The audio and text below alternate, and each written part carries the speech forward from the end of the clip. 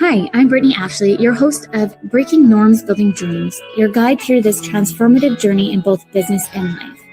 This is your place crafted for dreamers, doers, or anyone who has been told they can't. Get ready as we challenge those narratives together. You're tuning in live to the United Public Radio Network, airing on 105.3 and 107.7 FM in New Orleans. We are streaming on all the popular platforms every Monday at 3 p.m. Eastern Standard Time. Join me for a candid and thought-provoking conversation celebrating your unique journey because you are worth it. Hello, everyone. Happy Monday. I hope everyone's having a great day. I'm so excited to have Inga on the show today. But before we dive in, everyone, welcome to Breaking Norms, Building Dreams. I'm your host, Brittney Ashley, and we are broadcasting live on the United Public Radio Network and UFO Paranormal Radio Network on 105.3 and 107.7 in New Orleans. Get ready to escape the next hour as we break norms and build dreams with Inga today. I'm so excited to have you. I'm so excited to be here. I'm so excited because I've been following your journey off and on, but I'm excited for you to share your journey as well with all the listeners. But before we do, I'll do like our short little mini bio, like I said I do, and then I'll let you lead into it of who you are in your journey. So everyone, please meet Inga, a founder and creative director at TEMPÉTE. Based in Vancouver, Inga is redefining modern bridal wear through re-wearable mix and match designs, which, by the way, I'm going to pull it up so I can share some visuals for everyone. Her work has been featured in Vogue, Elle, and Brides magazine, and she's appeared on Dragon's Den season 18, which, by the way, amazing, introducing her whole bridal category. Known for building boldly and leading with heart, Inga's journey is shaping by entrepreneurship, intuition, and motherhood, and a deep belief on doing things differently. I'm so excited to have you today. Thank you so much. It's such a pleasure. I'm really excited to have this conversation together. I know we chatted a little bit briefly on the phone, but I've been following your journey, and we met at an event, Women's Wealth event, actually in Vancouver, briefly. So I'm just excited to have one-on-one time to learn more about you and our audience, to learn more about what you do. So maybe you can kind of share who you are a little bit more, and then we can dig into your story. Sure, of course. Well, my name is Inga, and I'm a mom and entrepreneur. I've started TEMPÉTE almost 3 years ago. It's in April, it's going to be 3 years, and it has been like a wild journey. I like to be pretty honest and like where we are, and I don't like to sugarcoat things. So I, love good branding. I love marketing. I build with passion. I love to add a creative, vision and direction to anything that I do. I like good aesthetics.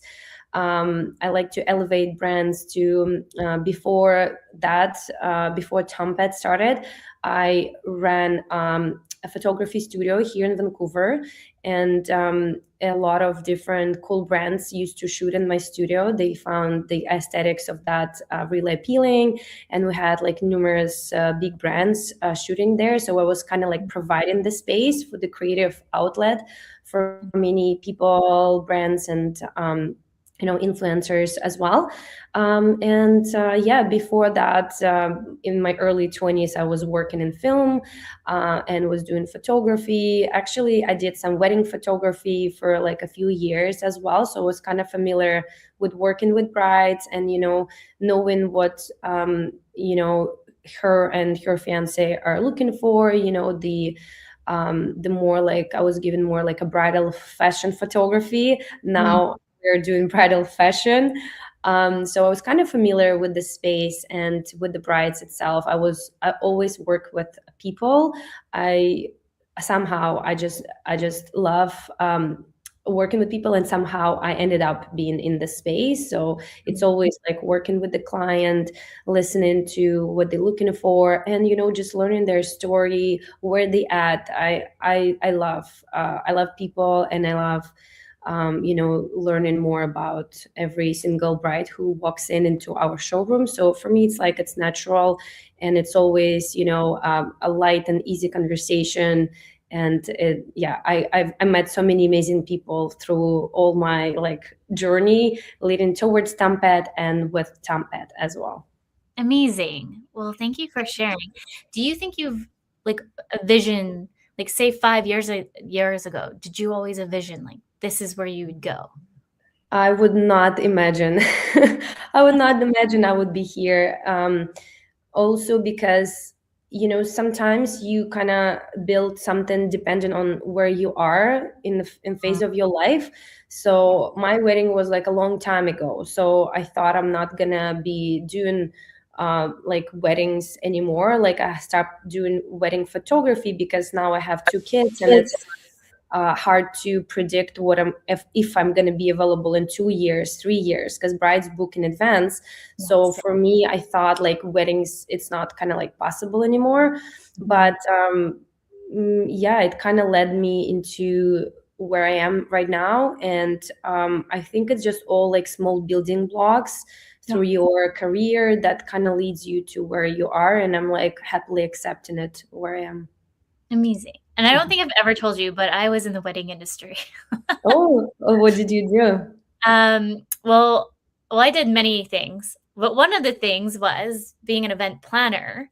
But I Okay. realized that I love working a lot more in the business. So planning the Mhm. business side, the automations and the marketing versus I just felt like once we got to the event, I was missing out because I wanted to be in the party than being behind the scenes and planning it. So it's like Okay. I feel like I need to do like change it up. And so that's kind of like what led me on my full journey. But going on to like what you're saying, like that's what I always like to remind like clients and or individuals that your brand is never stagnant. Like you're always constantly changing. It's always evolving as you evolve too as a person. Your journey is never that's why your journey is never unique compared to everybody is so unique compared to anyone else, right? No one Yeah. can follow those steps. So yeah, a long time ago, I only lasted like one summer to be honest. Well, it's like also wedding planning, it's pretty stressful like industry to be in, to be honest. But it's like it's fulfilling at the end, but it can get intense, you have to keep in mind so many details on a day off. Yeah, and usually like the summers are filled with the weddings too, Mm. right? And I originally thought it would be like a happy medium, thinking like, oh, I can like have the kids in the wintertime and things would be easier doing drop-offs. But then I soon realized like it's hard to get like care in the summertime. So what am I going to do, especially if I'm doing those kind of events? So I kind of had to pivot and randomly right before that all happened right before COVID. So it worked out to being more virtually anyway. So Mhm. Totally. I would love to maybe you can explain a little bit more about your bridal wear because it's not common like a lot of other places, and that's what makes you so unique. I'll share my screen so then um, people can see who's viewing. Anyone who's listening can come in and come watch the show. Sure. Like, Or just check out our website as well, tempettebrand.com. yes. Yeah, so like the idea behind the bridal wear, like what we're trying to bring to the bridal scene is that things doesn't have to be only one-time wear. They can be re-wearable and as exciting. And by exciting, we provide a multiple bridal options that can be styled together and mixed and matched to kind of create one-of-a-kind look. So very often, even like last weekend, like just a couple days ago, we had a couple brides who would come in, and they styled the outfits that we have not styled together like Okay. before. So and the brides always get surprised when we say that. Like I look at the bride and say, "Oh my God, it's such a cool look. We haven't tried it." And they would be like, "Really?" I'm like, "Yeah, because there's so many options." Because when you think of a bridal wardrobe or capsule wardrobe, it's consists of a few pieces that can be seamlessly mixed and matched between each other, and you can get multiple looks. So with like even I cannot say we have a huge selection. It's not like thousands of SKUs, right? But it's Mhm. still a good amount for it to be mixed and matched and styled in a unique ways. Yes. And that's the thing, like a lot of like it's a lot of money to find like to purchase a dress and all the things and you just get really one wear. usually on average. And then you kind of pack it away and never see it again. Like mine is probably still downstairs, stored away, never. The one I actually been thinking of pulling it out because I want to do a photo shoot with my daughter of her wearing it. But that's like the only time where I'm like, I'm never going to see this again. Yeah, and that's what I had before too. I Mhm. got a dress. That's kind of what, like, we didn't have that many options back then, right?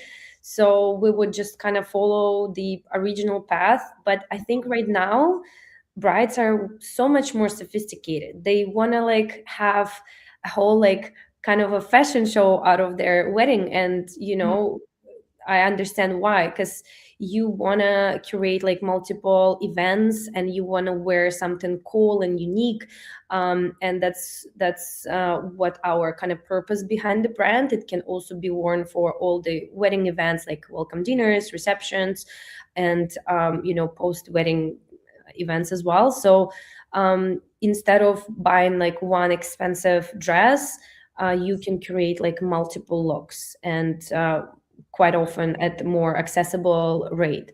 So yeah, that's where we come in, and we just love what we do. We get excited about every piece we curate and design, because every piece is intentionally designed to fit with the whole assortment of pieces we have. So we know that it's going to work with like other tops and bottoms, and it's a lot of planning and thinking. We not like mass produce pieces, but we like try to be intentional with that. Mm-hmm. Amazing. And is it all curated here then in Canada, in Yeah, Vancouver? it's made in Vancouver, which like many brides also like love to support Mhm. us, because we're small, we make it here. We want to make sure the pieces are of a good quality and curated here. Yeah, so that's something that we like really proud of, for sure. Amazing. And I see you also do veils too. Yes, so veils, it's definitely our gem. That's something that we kind of like started with, and that's what we also focusing on. And we planning to focus on veils even more, because also many brides come in and they find our veils are of a really good quality, and also compared with the price that they find in different places. So we see the huge demand in that, and yeah, we just want to provide what brides are looking for. So we definitely planning to add more new veils this season, and maybe some new cool accessories too. Amazing. Yeah, looking at like I was just gonna say your price point is amazing. Yeah. It's been like 100 years now, like 10 plus years now since I've gotten married, but I do remember like factoring in because you get the dress and then the dress price, and then you're like, oh, I have to add a veil to that, and then another price on that. And I remember like weighing my options with the veil because the veils can go up in price as well. And so I felt like I had to like take away from the veil because I was purchasing the dress. But I love how you have it all like yeah, I love it. Yeah, Mhm. we're trying to again keep it accessible. I totally understand what it means to put a wedding together, Mhm. and the current economy and everything. I think it's just like it needs to be justified, and also because it's kind of like a part of the styling for us. Yes. It can be seamlessly added to any of the outfits, and it's kind of like a part of the whole experience. So we just want to make it accessible, and make it easy for brides to put a cool look together, and she can in the look that she can feel confident in. Amazing. And then you have the jewelry pieces as well. Yeah, jewelry pieces, same as veils, also are made in Vancouver by our local artisans, and we use freshwater pearls of a different shapes, and they kind of more organic shapes, so you don't find the two same like pearls, um, Mhm. and yeah, and we use the 14 karat gold filled materials, which are like quite durable as well, and we're just trying to make things of a good quality, but also make them accessible. Some things that might not easy, but we're doing it. So I'm Amazing. really really happy. I love it. And whereabouts can you ship? Just because we have a mix of listeners from here, Canada Okay. and US, just so Yeah, anyone listening. for sure. Yeah, we ship worldwide because we have brides ordering from like Germany and South Korea and so many places. So it's not a problem for us to ship worldwide. The only thing is just to keep in mind and consider is the shipping time. Right. And also many of our pieces can be rushed, like really rushed, because we are like small production located in Vancouver.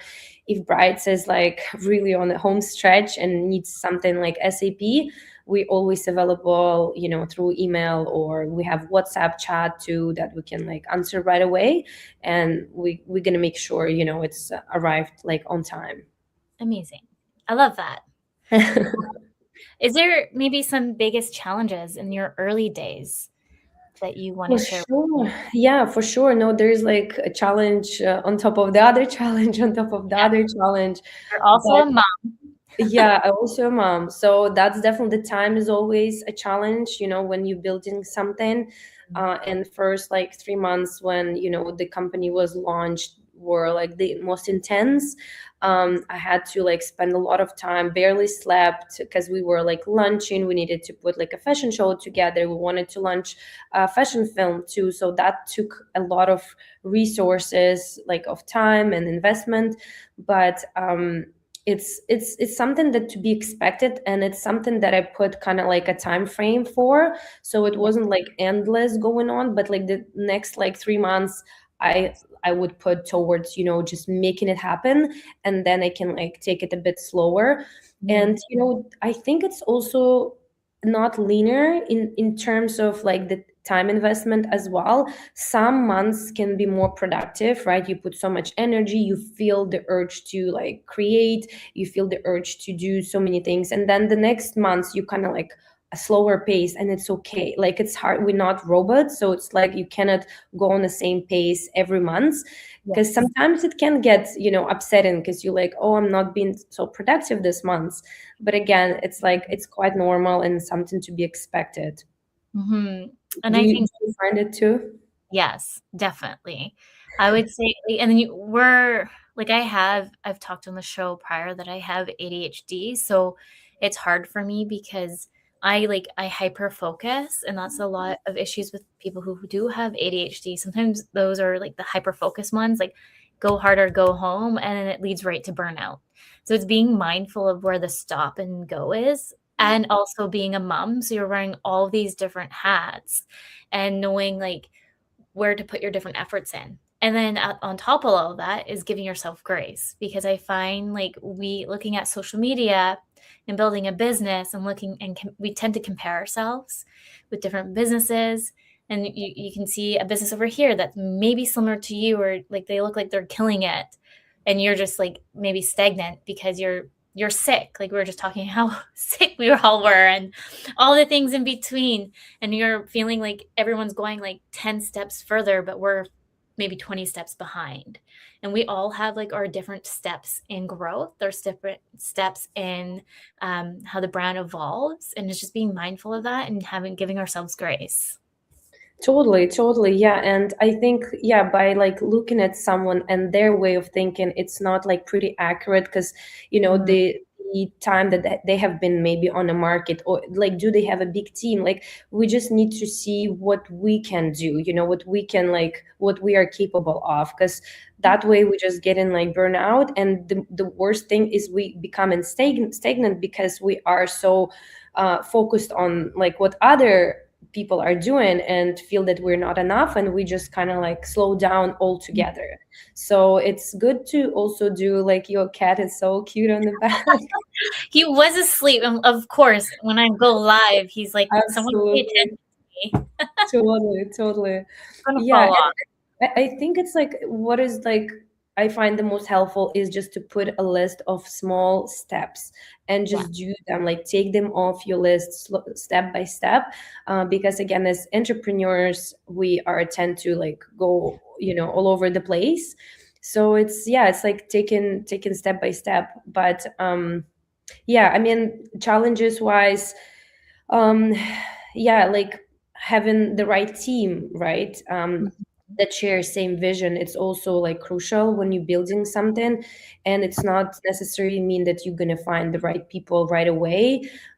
Yeah, I got like burned quite a few times with, just like finding the right person for the position, and that's kind of take your time, investment, and it's painful, but it's like something that is expected.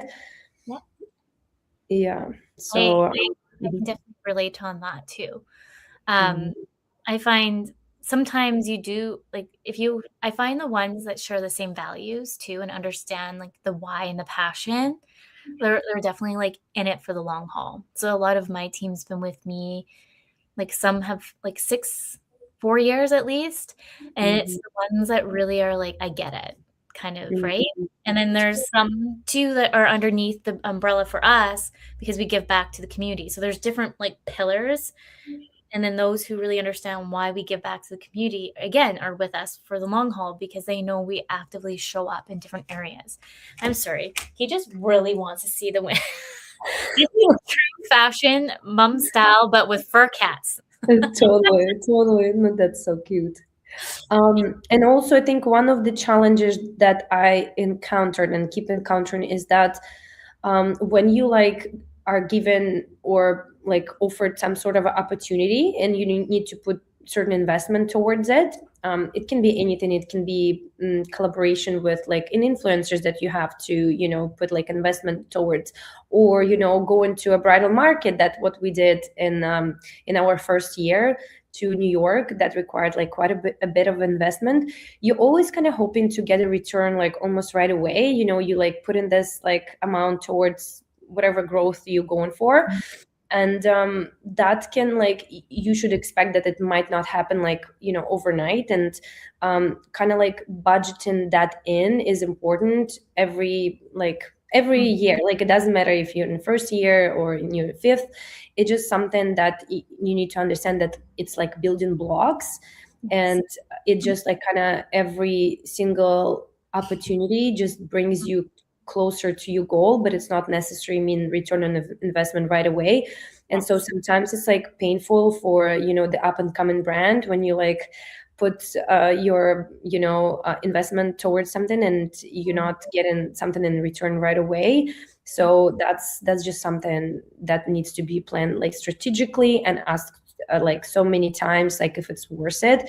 For example, we never paid for any media advertising at all, because I also believe if it's we've been featured in so many publications, but it's all genuine, because I do believe if someone is interested in and really see the value, um, the worth sharing story, they would reach out, and that would be the most genuine, and that would be the most kind of like natural way of sharing. So that really helped us not to put thousands of dollars.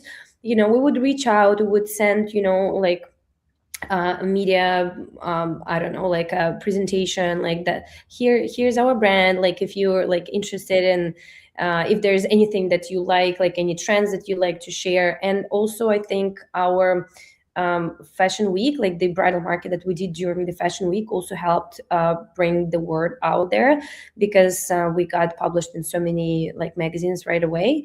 And just building those relationship with each outlet, even if it's like one or two, doesn't have to be so many, really helps to for other people to discover. And sharing, I think it's also important, and it's also one of the challenges, to keep kind of sharing your story and showing your face to your audience and to kind of to your brand, like whether it's like a social network, because people want to learn more about the founder and like what is behind the brand, what are the challenges. And I'm also being guilty that I'm not sharing everything. I mean, it's just like time wise, I wish I had a bit more, but I would like love to share everything. Like if I could, I would love to share everything. So yeah, that's like, yeah, but there were like so many other challenges, but I think it's the slow months sometimes, the it can be unpredictable each month, like whether it's going to be slow months or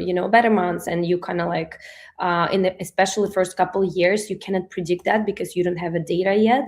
And Yeah. with every year that becomes kind of more predictable, so you can, plan for it. So that's become like useful. And Yeah. also one of the challenges, you asked about challenge, so I'm gonna definitely No, share it. yes, please. But it also like how people discover you, because at the beginning it's like it doesn't, I feel in the first like couple years, it doesn't matter like even how much you put out there, there's a natural growth that you cannot like speed up, because I think bridal wear especially in particular, it's a lot about word of mouth. So right now we see a lot of brides who walk in and they are being we are being recommended by their friends who either were in our showroom or got married in our pieces or heard about us. So that helps a lot. And that's something that you cannot build like overnight or even over a year or two. Yes, I agree. Yeah. And I like that you brought that up because we live in a world that is at our fingertips more so than ever. And so, like I was just saying, like we see all the pretty stuff sometimes, not the behind the scenes. So I've had like people come up to me at events being like, "Oh, you're everywhere. You're killing it." I'm like, I'm literally just surviving. And I'm surprised I even made it to this event today at the situation of what happened yesterday. And Totally. so and like, but I won't lead with that. Oh yeah, I'm here. Mhm. Yeah, right. And I think the more we all share the real truth, even like it's a simple sentence, as you said, oh, I'm glad I made it here, kind of make people connect and get real about where we are as a people.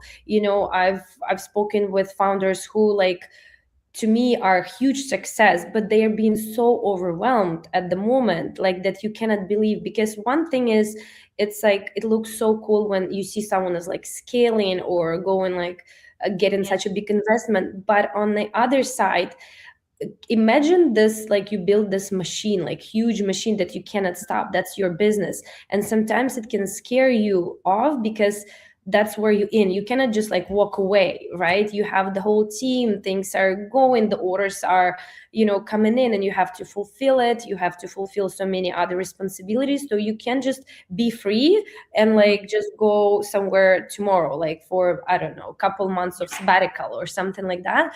So it's also like if someone is scaling, doesn't mean they are like so contempt inside, they also feel anxious in a way. So we all kind of going through different phases. And it's like I think some like I don't know, maybe I'm lucky, but because I like get real when I talk to people, and then they getting real things back to me. So it's like I'm going to event and I always can share that it's not an easy journey, and I get similar kind of perspective back. So I think the more realistic we are, even when we go to different events, yes, we hear, yes, we like, we should be proud of ourselves where we are, but let's just be a little bit real, like all of us. And I think that would be easier and will take a little bit of edge off this Yeah. anxieties. Yes. I love that. The being raw and authentic. And I Yeah. feel as we see like AI is rolling out like more than ever. And I know a lot of people, I'm going to be doing a workshop with one of my team members on this a little bit more because we see it all and we're in a state of like scarcity mindset right now because a lot of us aren't maybe well educated or we're unknown, like that there's just too many things in the bubble. And so the prime example I just kind of talked to other people about, like you saw the self checkouts and how they've scaled specifically up. Like I remember the first time I've ever seen the self checkout, by the way, it was in Ontario when I was in grade 12. So that's like years ago, and it finally made its way to BC.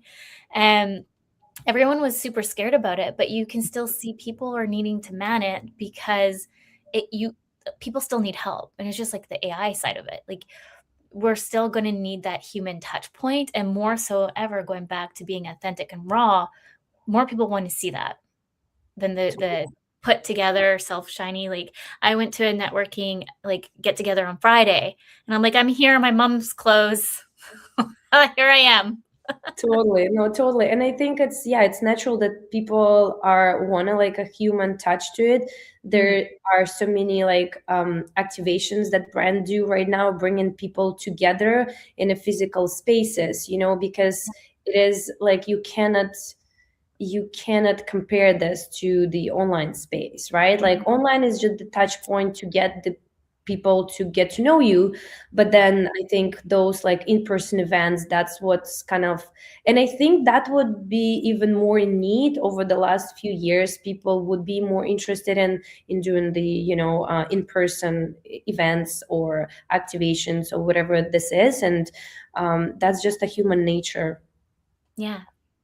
I know you were on Dragon's Den. I want to Yeah, segue. I want to share some notes about maybe anyone who's listening who might want to go on Dragon's Den. By the way, anyone from the US, it's Shark's Tank and totally. translation. And some Yeah. of them come to Dragon's Den and then vice versa go to Shark Tank. But maybe you can share a little bit of your journey, like how you decide to go to Dragon's Den, and then maybe just step into the peace points there for anyone listening. Sure. Yeah. Yeah, I have not, like, if you again would tell me like 5 years ago that we would go to Dragon's Den, I would not believe it. Yeah. And that wasn't, yeah, it wasn't even like it didn't even cross my mind until I went to this Founders Club event. It was like Founders event in Vancouver. It's like, it was a dinner, and I met like quite a few entrepreneurs. That was kind of like my first experience meeting other founders. So that was like really cool, and that was like less than a year in, so I was like really new to the scene.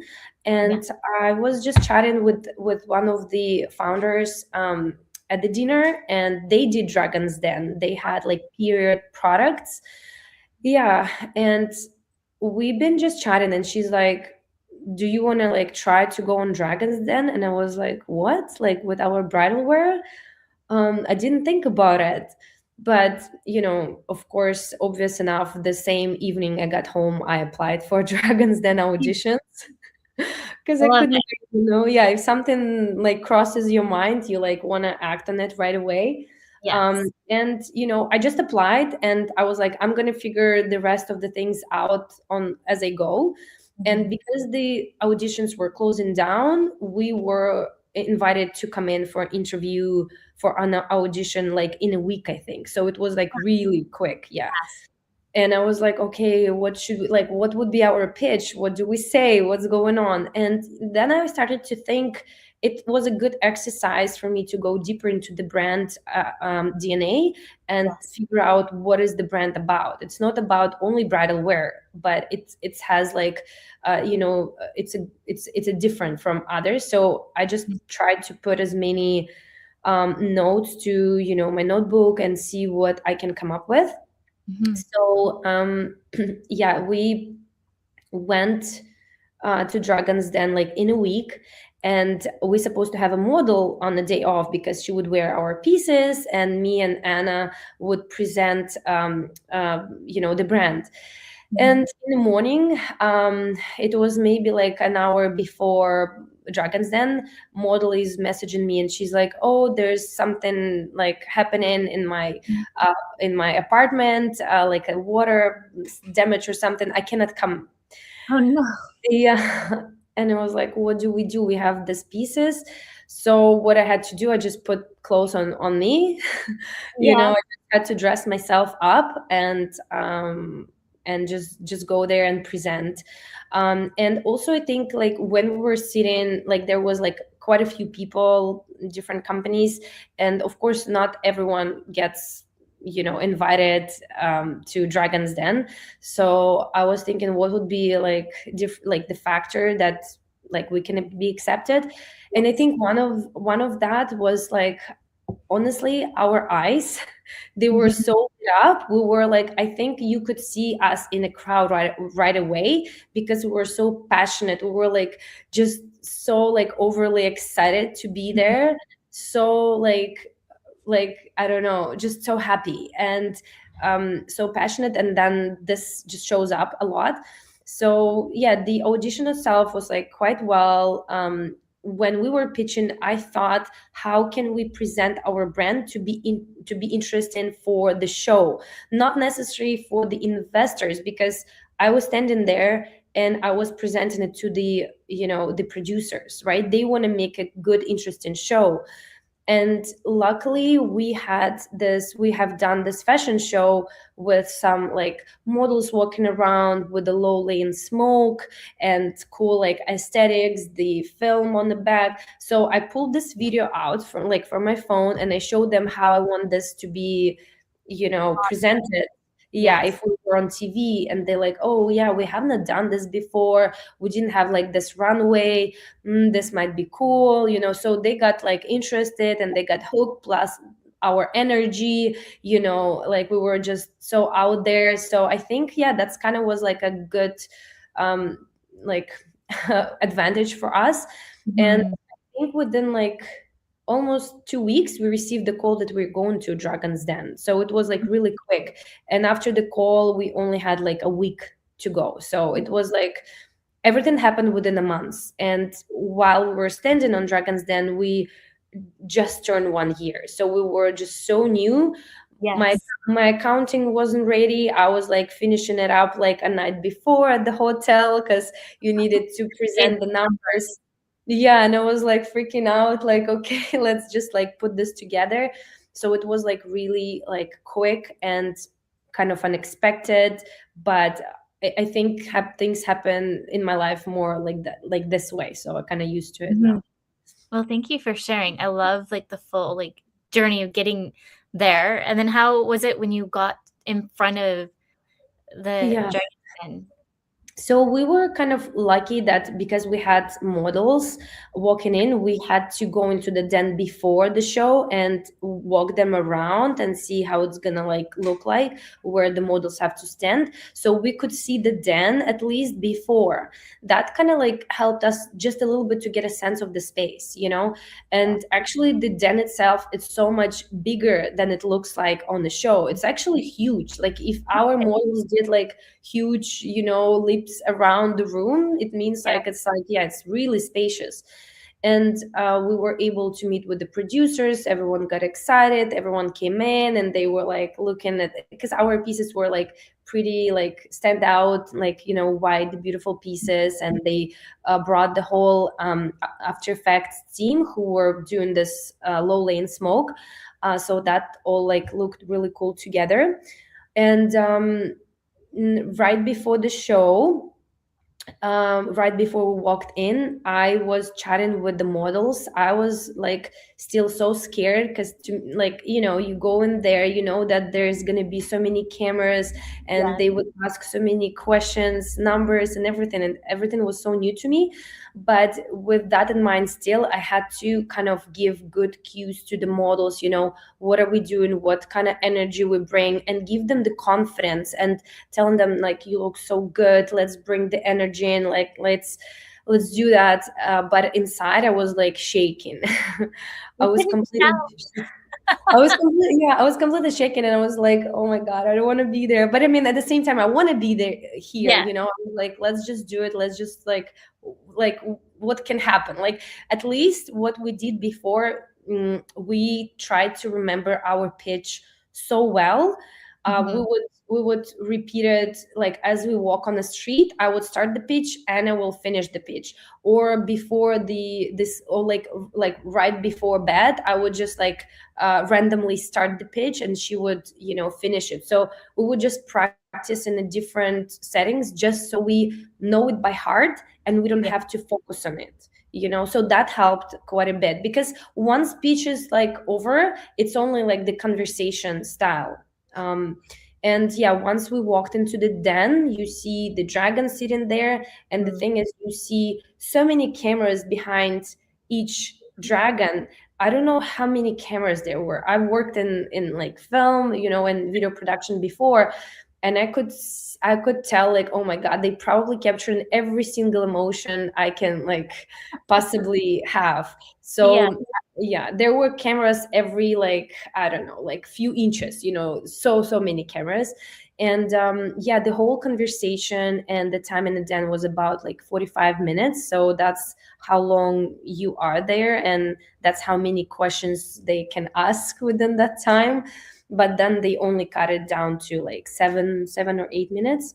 Yeah. Okay. And yeah, and it was pretty good. I feel like the whole editing definitely makes it more intense. but we definitely got some questions asked. And but overall, yeah, like it was a great experience, and dragons were, I think, were maybe a little bit kinder to us than what I've seen before, because sometimes it can get really intense, but it was like a really good conversation. And also after the show, we had Brian Scudamore, one of the dragons, visit our showroom in Vancouver.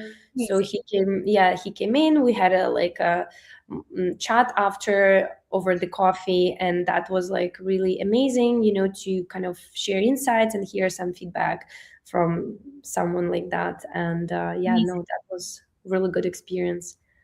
Oh, that's so amazing. And then for like, have you, prior to all of this, looked into working with other investors or just invest in different ways? Or you, or I actually have, like, to be honest, I have not like thought of it before, like to actually get someone like invest, because again, we're so new.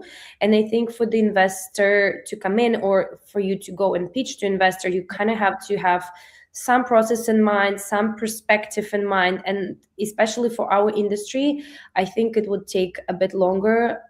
So that was kind of our first experience pitching to investor, and pitching at all. Like I didn't know like what the pitch is, and like how do you pitch, like what pitch should look like. I had no idea, but I think we just try to simplify it and make it as easy to digest as possible, and kind of visualize. So that was our thing. Yeah. I like that.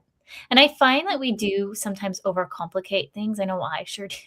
I had one client like, can you give me a cost breakdown analysis? And my brain's like, I can go like the school way, because I'm so used to university where they make you do like all these different things. I'm like, do you want me to go that way? Because I definitely can. Or do you want me to simplify it? And he's like, I want you to simplify it. I'm like, oh, okay. But like, I Totally. hold it, or else I would like go like on this deep dive of like overthinking it, over analyzing it. And sometimes we have to remind ourselves it's easier to go simplified, making sure we get the why and like why you exist too. And then going on that way. Like I went to a networking event in Vancouver actually like a while ago, and they asked everybody in the room of like 200 people of what their why was. And I actually led with, instead of pitching of who I was, I led with why Creative Dynamics started was to help moms work from home. And they called me out in that whole platform of people being like, we remember Brittney Ashley because she stated her why versus stating what they do. We remember why she started her business. So Totally. Yeah, it's like it's just making it more simple, and for the people to remember if there's like any kind of details, but more like easy for people to connect. It's always like the best way. It's same with like public speaking too, right? You want to just bring as many examples as you can for the people to remember, because they sometimes just come, to be to see that someone is relatable, and easy to understand for sure. yes, absolutely. Well, thank you for sharing your experience on Dragon's Den. I was excited to like hear a little bit more and how it all went. Because you can see on TV, like, and that's the thing, you can see so much. So you wonder too, like how much they cut down and like really Yeah. the editing pieces too. Yeah, editing is like it's a huge part of it for sure. But it's yeah, they make it, for the viewer to be interesting, and like fast, and with some action. So that's definitely, yeah, the editing. I was worrying about editing because it can turn, you can do so much. Yeah, it can be one way or the other. I did editing myself too, so I know that it's a magic tool. It can like, you can make things look really different with different music and different cuts. So yeah. 100%. Right now, like the new trend on TikTok is like filming it as if it's a movie scene or whatever. And like Yeah. with the different sounds is so funny because like you make it look like it's such a traumatic experience, but really it was like the best experience of the trip. Oh yeah, totally. Totally. Maybe we can talk a little bit how you like balance motherhood and building the business, because I find like everyone says to me like, oh, you got it down. It's like, not really. Like I'm Totally. learning as I go. Every day is different. Every day is new. Yeah, yeah. Every like there's no 2 days that are alike. Yes. But I mean, obviously it's challenging, and I think as entrepreneur, I also compare myself to someone who doesn't have kids. For instance, I'm building a business, and I'm like, why am I not getting like as much work done? But you have to, get realistic on where you are, especially if you have kids. Yes. But also, I think it teaches us to be as productive as possible, right? Because if we have more time, it's not necessary that we can get more work done. I work the best in a more tight timelines, Yeah. than when I have more time. It's like, I don't know, it is for you, but No, it's it's definitely. true. And it also like I need like some kind of like chaos. I seem to thrive on it. Like I didn't think I did, but I did like a speaking event the other like few weeks back. And the one of the audience member was like, I was laughing so hard and then felt bad for you at the same time because there was some uproar and behind the scenes. He's like, but you just kept going. Like I thought for sure we'd be pause and restructure, but it like didn't phase you. I'm like, I think maybe motherhood prepared me for this. Oh yeah, it 100% did, 100%. I also seem to thrive and get more in the work mode when kids are around, because I know I'm like so limited on time, but then I'm like, okay, I can send like this email, I can do this, I can do that. And sometimes, I mean, like kids kind of like used to like they feel comfortable sometimes like being like able to play on their own, and it's not a bad thing. But I do love to spend time together when we can, especially like I left some days off after school so we could go like to our favorite spots like near nature, because I know that's the time where I probably not going to get work done and they have some time off. So there's definitely time where you can spend quality time together. And there's some periods where things get more busy, and it's also okay. Like kids can, like I think kids see so many things, and we given them a real example what the real life looks like. It doesn't have to be so perfectly curated around them. I think it teaches them a lot too. Yeah. And when they come to my showroom, they see mom is working, mom is like building something. I think growing up, that would kind of give them like a lot of important skills too, and patience, hopefully, and grit, and all these things that cannot be taught unless they experience this and they see this. So I mean well always in what I do with them. So I hope like they grasp on that. And it's challenging. It's definitely challenging. I also feel like the morning is the most challenging, because you need to like pack lunches and get them ready and take them to school. And by that time, you first of all already exhausted, and second of all, it's already like 9, 10. And I wish my morning started earlier. My morning was like more relaxed. I think that's when I would get more work done. But again, you kind of like adjust as you go. So Yeah. yeah. Yeah, because I do drop-offs and pickups, so I don't necessarily sometimes start till 9:30, and so I always, like, highlight the boundaries too with my clients. I don't start till 9:30, and then I work from 9:30 too. I'm trying to be, like, more mindful of putting in, like, breaks in between, but I find, like, sometimes I'm like, I just have, like, sometimes 2-hour days to even get work done, so other things are filled with meetings, and then at 2 o'clock, I have to leave to go get the kiddos, and I'm driving all around Langford, and by the time I get home, it's 4:30, and I'm like, I'm done for the day. Totally right. Yeah, it's like the days are long, like because you start them early with getting things organized, and then again there's like cooking, there's cleaning involved, there's after school activities. It's always on us, or there's like a birthday invite that you have to reply. There's like school projects that you like have to get crafts and get it done. So it's always something. I think it's just the mental load. It's not necessary that we getting tired physically. It's just being tired mentally, right? It's just so many things we've been bombarded as mothers, because kind of like school right away think of you are the main, the caregiver, and you are, right? Like you put in just so much work into kids, and you just have to, reply to so many like places, and yeah, it's just a lot mentally, I think. Yes. And that's why like it's like this state of like overwhelm, and then you get like, for me, when I'm home and when I finally have a minute to myself, like that's why I'd probably drown myself a little bit in TikTok, because it helps me reset a little bit. Yeah, And I'm no, like, for sure. here you Totally, yeah.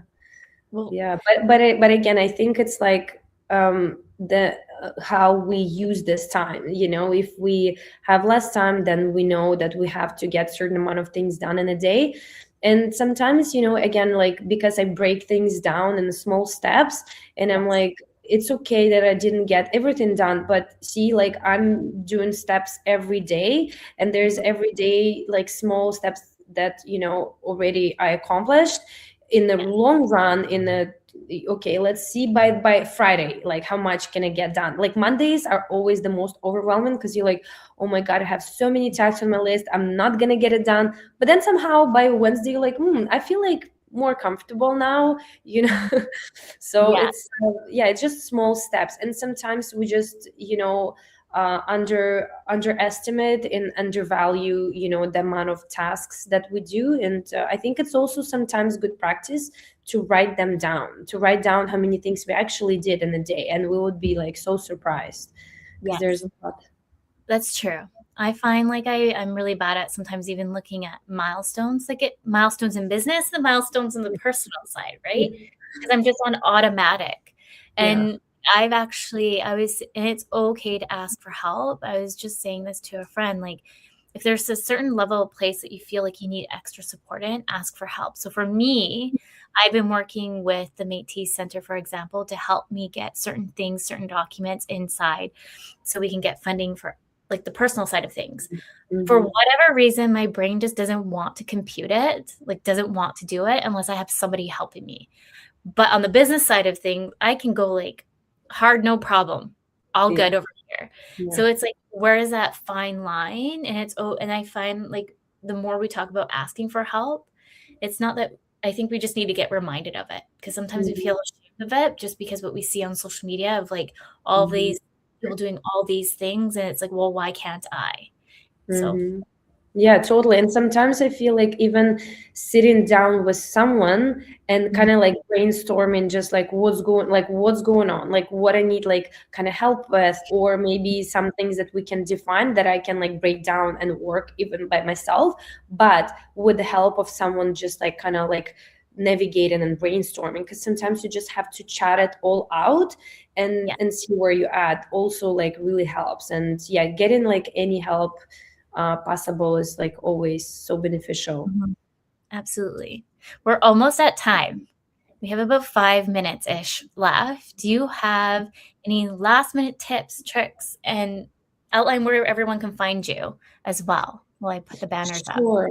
Yeah, for sure. So I'm so excited to come to the show and share about our brand, because again, we're super passionate, small team based in Vancouver.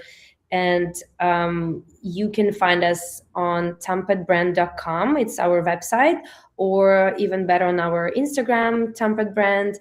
And just to give us a follow, share if you know anyone who's getting married. It's always good to spread the word out there, especially when you grow in. It's super important. And sometimes we have brides who come in and they say like, oh, I wish I knew about your brand before, because I got the main dress, but now I'm looking for like veils, or I came with a friend.